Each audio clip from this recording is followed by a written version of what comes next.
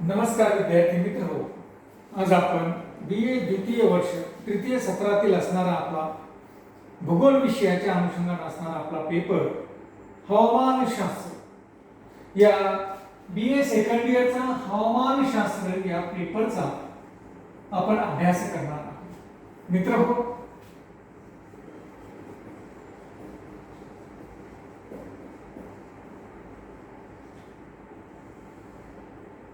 या हवामानशास्त्राचा विचार करत असताना आपण बघितलं की हवामानशास्त्राचा परिचय की हवामानशास्त्राची अभ्यास हा कसा सुरू झाला, हवामानशास्त्राच्या अभ्यासाला सुरुवात कशी झाली, मग त्यानंतर आपण हवामानशास्त्र आणि वातावरणशास्त्र हे दोन शास्त्र कसे भिन्न आहेत हेही अगोदरच्या तासामध्ये आपण बघितलं. आणि त्यानंतर हवामानशास्त्राचा विकास कसा झाला, हवामानशास्त्राच्या विकासामध्ये एकंदर कोणाकोणाचे योगदान लाभले याचाही विचार आपण मागील तासामध्ये केलेला आहे. मित्र हो, हवामानशास्त्राच्या विचार करत असताना आपण बघितलं की मग ते शेतकरी लोक असतील, दर्यावादी लोक असतील, यांनी अगोदरच्या काळामध्ये हवामानाचा अभ्यास केलेला असतो. हवामानाच्या अभ्यासाशिवाय, कारण त्यांचा अभ्यास कसा होता तर त्यांचा अभ्यास अनुभवावर आधारित होता. ते वर्षानुवर्ष हवामानाचं निरीक्षण करायचे आणि कोणत्या कालावधीमध्ये कशा प्रकारचं हवामान आहे याचा एकंदर निरीक्षणानंतर अनुमान काढण्याचे काम हे अगोदर हे शेतकरी लोक, दर्यावादी लोक करत होते. कारण शेतकरी लोकांना आपल्याला माहिती आहे की कोणत्या काळामध्ये पिकाची पेरणी करायची, कोणत्या काळामध्ये पिकाची काढणी करायची, हे सर्व त्या काळामध्ये अगदी अगोदरच्या काळापासूनच जेव्हा हवामानशास्त्राचा विकासही झाला नव्हता त्याच्या अगोदरपासून या ठिकाणी शेती केली जात होती. मग सगळा अंदाज, हवामानाचा अंदाज ही लोक त्या काळामध्ये घेत होते आणि एकंदर या अंदाजानुसारच कोणत्या कालावधीमध्ये कशा प्रकारची प्रक्रिया करायची शेतीच्या संदर्भामध्ये ही सगळी माहिती त्या लोकांना अनुभवावरून त्या ठिकाणी होती. तसंच आपण पाहतोय की दर्यावर्दी लोक असतील की जे एका देशातून, एका प्रदेशातून दुसऱ्या प्रदेशामध्ये समुद्र मार्गे जात, मग कोणत्या काळामध्ये समुद्राचा प्रवास सुरू करायचा की जेणेकरून जे अगोदरच्या काळामध्ये शिर्याची जहाजं होती, या शिर्याच्या जहाजानुसार मग हवा कोणत्या दिशेवरून कोणत्या दिशेकडे वाहते, कोणत्या कालावधीमध्ये याचा सगळा अंदाज ते लोक अनुभवावरून करायचे आणि मग अशा पद्धतीने त्यांचा प्रवास समुद्रमार्गे सुरू असायचा. म्हणजे एकंदर आपण असं म्हणूया की अगोदरच्या काळामध्ये देखील अभ्यास हा या लोकांचा हवामानाच्या संदर्भामध्ये होता, परंतु खऱ्या अर्थानं एक शास्त्र म्हणून अभ्यासाला ज्यावेळेस हवामानशास्त्राचा विचार केला गेला त्यावेळेस आपण पाहतो की ग्रीक विचारवंतांनी इसवी सन पूर्व 350 ते 400 वर्षापूर्वी खऱ्या अर्थानं या हवामानशास्त्राच्या अभ्यासाला सुरुवात केलेली होती.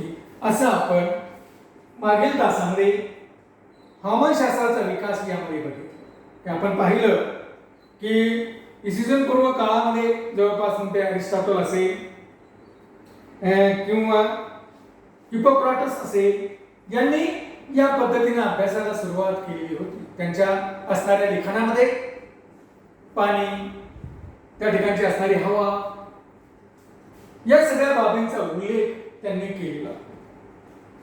त्यानंतर आपण पाहतोय की ग्रीकांच्या कालखंडानंतर इसवी सन 10व्या शतकापर्यंत या कालावधीमध्ये मात्र हवामानशास्त्राचा विकास झालेला आपल्याला आढळत नाही किंवा हवामानशास्त्राचा फारसा विकास या कालावधीमध्ये, उल्लेखनीय अशा प्रकारचा विकास या कालावधीमध्ये झालेला नव्हता. मग आपण पाहतोय की अरब जे काही विचारवंत अभ्यासक होते, या अरब विचारवंतांनी, अभ्यासकांनी इसवी सन 10व्या शतकामध्ये आपल्याला असं दिसेल की या 10व्या शतकामध्ये या ग्रीकांनी केलेल्या योगदानाचा, ग्रीकांनी जे हवामानशास्त्रामध्ये योगदान दिलं या योगदानाचा त्यांनी आढावा घेतला आणि आढावा घेऊन जे काही ज्ञान ग्रीकांनी त्या ठिकाणी लोकांसमोर मांडलं होतं त्या ज्ञानाचा त्यांनी आढावा घेतला हवामानाच्या संदर्भामध्ये आणि त्या ज्ञानाची चिकित्सा जे काही योगदान ग्रीकांनी दिलं होतं त्याची देखील चिकित्सा त्या साहित्याची चिकित्सा देखील या अरब विचारवंतांनी केली। त्यामध्ये प्रामुख्याने आपण बघतोय की इब्न हबगल,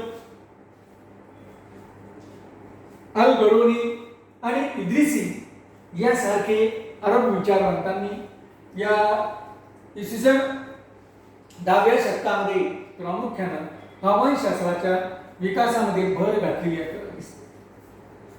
त्यानंतर ज्यावेळेस आपण पाहतोय की त्यानंतर हवामानशास्त्राच्या अभ्यासाला सुरुवात झाली। मात्र हवामानशास्त्राचा अभ्यास करत असताना, हवामानाचा अभ्यास करत असताना काही उपकरण या ठिकाणी काही शास्त्रज्ञांनी शोधून काढली आणि मग या उपकरणाचा आधार घेऊन, या उपकरणाचा वापर करून हवामानशास्त्रामध्ये हवामानशास्त्राचा अधिकाधिक सखोल अभ्यास करण्यास सुरुवात झालेली आपल्याला दिसून येते। आणि मग आपण पाहतोय की वेगवेगळ्या प्रकारचे नकाशे असतील, मग तो जागतिक प्रजननाचा नकाशा असेल किंवा जागतिक वायुभार दर्शक नकाशा असेल किंवा जागतिक हवामानाचं वर्गीकरण असेल किंवा जागतिक तापमानाचा नकाशा असेल, हे तयार करण्याचे काम अगोदरच्या काळामध्ये मग इसवी सन 15व्या शतकानंतर खऱ्या अर्थानं या वेगवेगळ्या पद्धतीनं हवामानाचा अभ्यास करण्याचे काम म्हणजेच हवामानशास्त्राचा विकास करण्याचे काम या शास्त्रज्ञाने केलेलं आपल्याला दिसून येतं। आणि हवामानशास्त्राच्या ज्ञानामध्ये अधिकची भर या लोकांनी घातलेली आपल्याला दिसते। मग ते फेरेलचा नियम असेल किंवा पॅरालिसिस शक्तीबद्दलचा असणारा भाग असेल, हे सगळं शोधून काढण्याचं काम, सगळं जगासमोर मांडण्याचं काम या कालावधीमध्ये झालेलं आपल्याला दिसतं। आज आपण पाहतो की 1925 मध्ये विमानाच्या साहाय्यानं हवामानाचा अभ्यास केला जातो। 1925 पासून राईट बंधूंनी, साधारणतः आपण असं म्हणतो की राईट बंधूंनी ज्यावेळेस विमानाचा शोध लावला आणि मग त्यानंतर आपण पाहतो की 1925 नंतर हवामानाचा अभ्यास करण्यासाठी विमानाचा आधार घेऊ लागला। त्या अगोदर बलून्स हे हवामानामध्ये किंवा वातावरणामध्ये पाठवले जात आणि त्या अनुषंगाने मग वातावरणाच्या स्थितीचा किंवा हवामानाचा अभ्यास घेतला जातो। परंतु 1925 नंतर विमानाचा शोध लागला आणि मग विमानाच्या शोधानंतर आपण असं पाहतोय की विमानाच्या साहाय्याने हवामानाचा अभ्यास हा प्रामुख्याने या ठिकाणी करण्यात येऊ लागला। आज आपण पाहतोय की हवामानाचा अभ्यास करण्यासाठी खास करून या शतकामध्ये, अलीकडच्या काळामध्ये 1960 पासून आपण पाहू लागलो की उपग्रहाच्या माध्यमातून आपण हवामानाचा अभ्यास या ठिकाणी करू लागलो। उपग्रहाच्या माध्यमातून जी काही माहिती मिळते त्या माहितीचं विश्लेषण करून हवामानाचा अभ्यास या ठिकाणी केला जात आहे। आजही आपण पाहतोय की आज विविध प्रकारचं तंत्रज्ञान, वेगळं कसं तंत्रज्ञान आलेलं आहे, संगणक आलेला आहे, वेगवेगळ्या प्रकारची उपकरणे या ठिकाणी आलेली आहे आणि मग उपग्रहाच्या माध्यमातून पाठवलेली माहिती संगणकाच्या साहाय्याने तिचं, त्या माहितीचं, त्या आकडेवारीचं विश्लेषण केलं जातं आणि त्यावरून हवामानाचा अंदाज व्यक्त करण्याचे काम अलीकडच्या काळामध्ये वेगवेगळ्या प्रकारचे तंत्रज्ञान आणि वेगवेगळ्या प्रकारच्या उपकरणाचा वापर करून अलीकडच्या काळामध्ये करण्यात येऊ लागलेला आहे। हवामानाचं एक मॉडेल बनवण्याचं आणि अलीकडच्या काळामध्ये आपण पाहतोय की जगातील बऱ्याच काही देशांनी या ठिकाणी हवामानास कृत्रिम असा उपग्रह, हवामानाचा अभ्यास करण्यासाठी कृत्रिम असे उपग्रह अवकाशामध्ये सोडलेले आपल्याला दिसतात आणि त्या आधारे मग हवामानाचा अभ्यास अलीकडच्या काळामध्ये अतिशय जास्त प्रमाणात करण्यात येऊ लागलेला आपल्याला आढळतो। अशा पद्धतीने मित्रांनो, मागील तासामध्ये हवामानाचा विकास, हवामानशास्त्राचा विकास आपण मागील तासामध्ये बघितलेला आहे। आज आपल्याला बघायचे आहे की हवामानशास्त्राच्या ज्या काही व्याख्या विविध शास्त्रज्ञांनी केलेल्या आहेत, या विविध शास्त्रज्ञांनी केलेल्या व्याख्येचा विचार आपल्याला आज करायचा आहे. त्यातली या व्याख्येचा संदर्भ जर आपण बघितला तर आपल्याला असं आढळतं की ग्रीक भाषेतील असणारा क्लायमा, कारण ग्रीकांनी खऱ्या अर्थानं हवामानशास्त्राचा अभ्यास करायला सुरुवात केलेली होती, त्यामुळे ग्रीक भाषेतील क्लायमा या शब्दापासून क्लायमेट, क्लायमेट, ग्रीक भाषेतील क्लायमा या शब्दापासून क्लायमेट हा शब्द तयार झाला आणि मग त्याचं पुढे रूपांतर होऊन क्लायमेटॉलॉजी, हवामानशास्त्र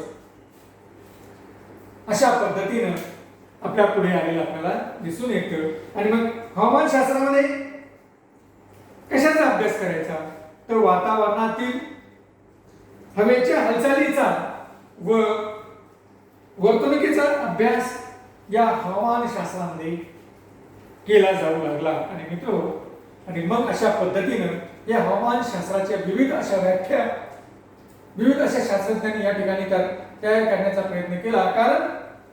कारण असं होतं की पृथ्वीच्या पृष्ठभागावर जे काही अतिशय गुंतागुंतीची अशा प्रकारची हवामानाची रचना आहे, या हवामानाच्या गुंतागुंतीच्या असणाऱ्या रचनेचा विचार करण्यासाठी अनेक शास्त्रज्ञांनी या ठिकाणी आपल्या वेगवेगळ्या अशा प्रकारचा संदर्भ देऊन व्याख्या तयार केलेल्या आहेत. तर त्याच व्याख्या आज आपल्याला या ठिकाणी बघायच्या आहेत. त्यापैकी पहिले शास्त्रज्ञ आहेत किंवा ज्यांनी सुरुवातीला या ठिकाणी व्याख्या केली ते आहेत हॉर्विच व ऑस्टिन.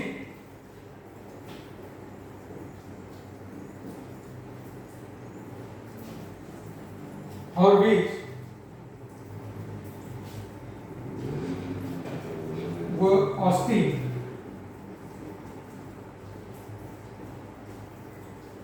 हे जे काही शास्त्रज्ञ आहेत, हॉर्विच व ऑस्टिन नावाचे हे जे काही शास्त्रज्ञ आहेत, त्यांनी हवामानशास्त्राची व्याख्या करत असताना सांगितलं की पृथ्वीवरील विविध हवामानाचा अभ्यास करणे म्हणजे हवामानशास्त्र होय. बघा, या ठिकाणी ज्यावेळेस आपण हवामानशास्त्राचा अभ्यास, विकासाचा अभ्यास करत होतो, त्यावेळेस आपल्या लक्षात आलं असेल की ग्रीकांनी हवामानशास्त्राचा अभ्यास करत असताना हवामानाचे वेगवेगळे विभाग या ठिकाणी केलेले होते. पृथ्वीवरील हवामानाचे वेगवेगळे विभाग त्या ठिकाणी त्यांनी केले होते आणि त्यांनी आपण पाहतोय की 5 विभाग केलेले होते. ग्रीकांनी अगोदरच्या काळामध्ये ज्यावेळेस हवामानशास्त्राच्या अभ्यासाला सुरुवात केली त्यावेळेस त्यांनी हवामानाचे 5 विभाग केलेले होते. पहिला विभाग होता उष्णकटिबंधीय प्रदेश, उष्णकटिबंधीय प्रदेश. दुसरा होता समशीतोष्ण कटिबंधीय, परंतु उत्तरेकडील समशीतोष्ण कटिबंधीय आणि दक्षिणेकडील समशीतोष्ण कटिबंधीय, अशा पद्धतीने हे 2 प्रदेश. आणि पुन्हा त्यांनी शीत कटिबंधाचे देखील 2 विभाग केलेले होते. एक म्हणजे उत्तर ध्रुवाकडील असणारा शीत कटिबंधीय विभाग आणि त्यानंतर दक्षिण ध्रुवाकडे असणारा शीत कटिबंधीय प्रदेश. म्हणजे अशा पद्धतीने मित्र हो, या ठिकाणी या विविध अशा शास्त्रज्ञांनी, या ग्रीक विचारवंतांनी अगोदरच्या काळामध्ये विविध प्रकारचे विभाग केलेले होते. तसंच या व्याख्येमध्ये त्यांनी म्हटलं आहे की हॉर्विच आणि ऑस्टिन यांनी की हवामान, पृथ्वीवरील विविध हवामानाचा अभ्यास करणारे शास्त्र म्हणजे पृथ्वीवर हे जे काही विविध प्रकारचे हवामानाचे विभाग आहेत, विभाग आहेत म्हणजे तिथे विविध प्रकारचे हवामान आहे, या हवामानाचा अभ्यास करणारे शास्त्र म्हणजे हवामानशास्त्र. म्हणजे पृथ्वीवर जे काही वेगवेगळ्या प्रकारचं हवामान आपल्याला आढळतं, जसं उष्णकटिबंधामध्ये गेलो की त्या ठिकाणी उष्णकटिबंधीय प्रदेश आपल्याला दिसतो, म्हणजे उष्णकटिबंधीय हवामान त्या ठिकाणी दिसते. काही ठिकाणी समशीतोष्ण कटिबंधाचा हवामान किंवा समशीतोष्ण हवामान आपल्याला त्या ठिकाणी दिसते, तर काही ठिकाणी अतिशय शीत असं हवामान त्या ठिकाणी दिसून येतं. म्हणजे पृथ्वीवरील हे जे काही विविध प्रकारचं हवामान आहे, या हवामानाचा अभ्यास ज्या शास्त्रामध्ये केला जातो त्याला त्यांनी हवामानशास्त्र असं या ठिकाणी म्हटलेलं आहे. म्हणजे अतिशय सोपी अशी व्याख्या या हॉर्विज व ऑस्टिन नावाच्या शास्त्रज्ञाने या ठिकाणी केलेली आपल्याला दिसते. त्यानंतर दुसरे शास्त्रज्ञ आहे डब्ल्यू.जी. मूर.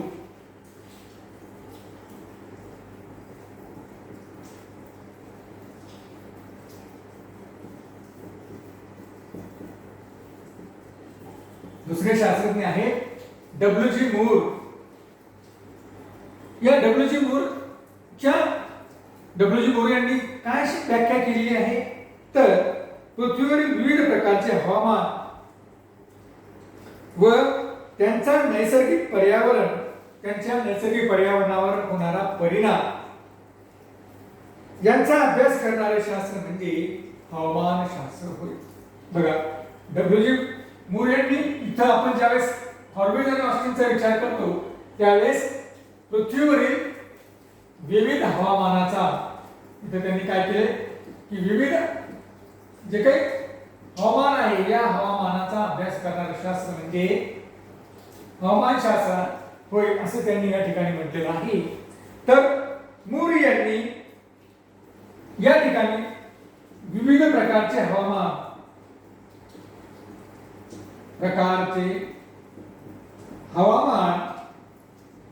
व त्यांनी दुसरी गोष्ट या ठिकाणी आणली ती म्हणजे काय की त्यांचा नैसर्गिक पर्यावरणावर काय परिणाम होतो, त्यांचा या हवामानाचा नैसर्गिक पर्यावरणावर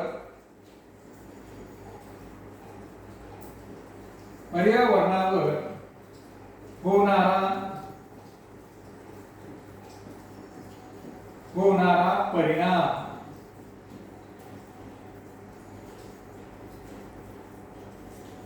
नैसर्गिक पर्यावरणावर होणारा परिणाम यांचा विचार या ठिकाणी केला. म्हणजे त्यांनी या ठिकाणी दोन बाबी प्रामुख्याने त्यांच्या व्याख्येमध्ये आणल्या. अगोदरची जर आपण हॉर्विज आणि ऑस्टिनची जर व्याख्या बघितली तर त्यांनी सांगितले पृथ्वीवरील विविध हवामानाचा अभ्यास करणारे शास्त्र म्हणजे हवामानशास्त्र होय. मात्र यांनी डब्ल्यू.जी. मूर यांनी त्या व्याख्येमध्ये थोडी सुधारणा केली. ती व्याख्या अधिक व्यापक करण्याचा प्रयत्न केला आणि त्यांनी या ठिकाणी पृथ्वीवर असणारे जे काही विविध प्रकारचे हवामान आहे त्या हवामानाचा नैसर्गिक पर्यावरणावर काय परिणाम होतो याचा अभ्यास करणारे शास्त्र म्हणजे हवामानशास्त्र होय असं या पद्धतीनं डब्ल्यू.जी. मूर यांनी अतिशय व्यापक, थोडी व्यापकता त्या व्याख्येमध्ये पुढील काळामध्ये आणलेली आपल्याला दिसते. म्हणजे ही एक व्यापक व्याख्या तयार करण्याचे काम डब्ल्यू.जी. मूर यांनी या ठिकाणी केलं. आपण बघितलं की विविध प्रकारचे हवामान किंवा विविध प्रकारचे हवामान हे आपल्याला जगाच्या पाठीवर दिसून येतात किंवा पृथ्वीवर आपल्याला ते दिसून येतात. की जसं मी तुम्हाला सांगितलं की उष्णकटिबंधीय प्रदेश, उष्णकटिबंधीय हवामान, परंतु हे उष्णकटिबंधीय हवामान हे काही एकसारख्या प्रकारचं नाही.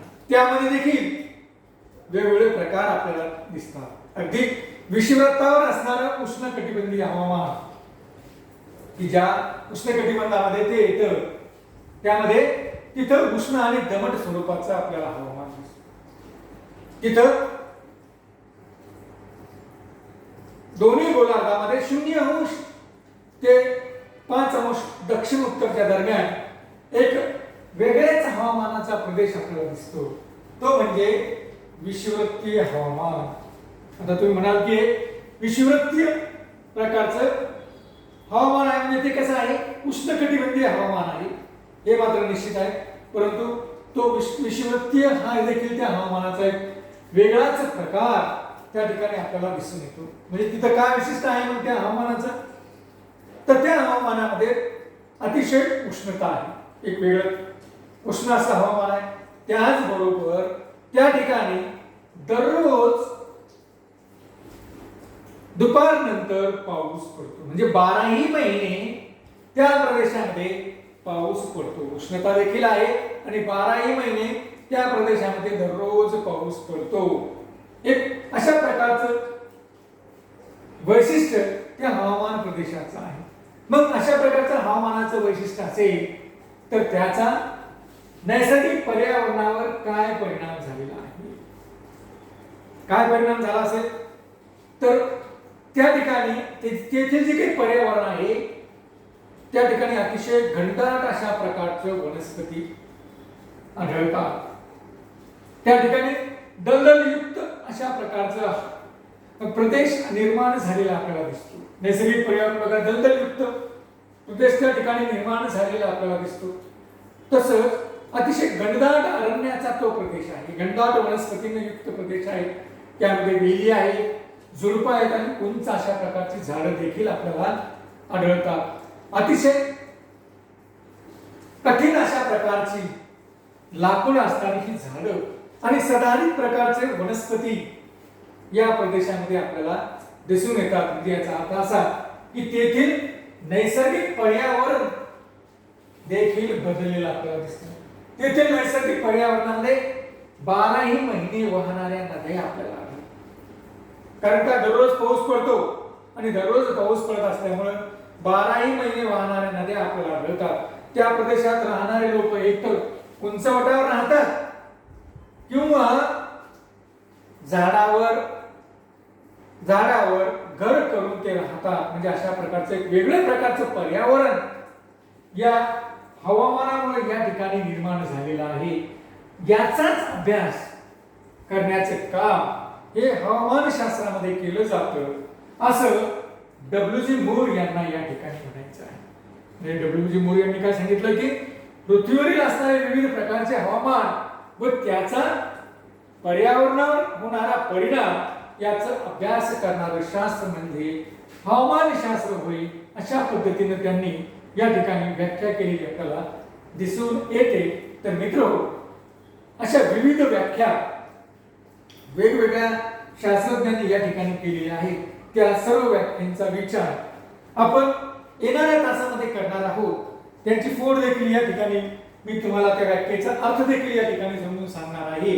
तर मित्रो, अशा पद्धतीने वेगवेगळ्या प्रकारच्या व्याख्या आपण पुढील काळामध्ये येणाऱ्या तासामध्ये या ठिकाणी बघणार आहोत. तर आजच्या तासापुरता आपल्याला या दोन व्याख्या आणि जो काही विकास झालेला आहे हवामान शास्त्राचा त्या संदर्भाने आपण इथपर्यंत आलेलो आहोत. धन्यवाद.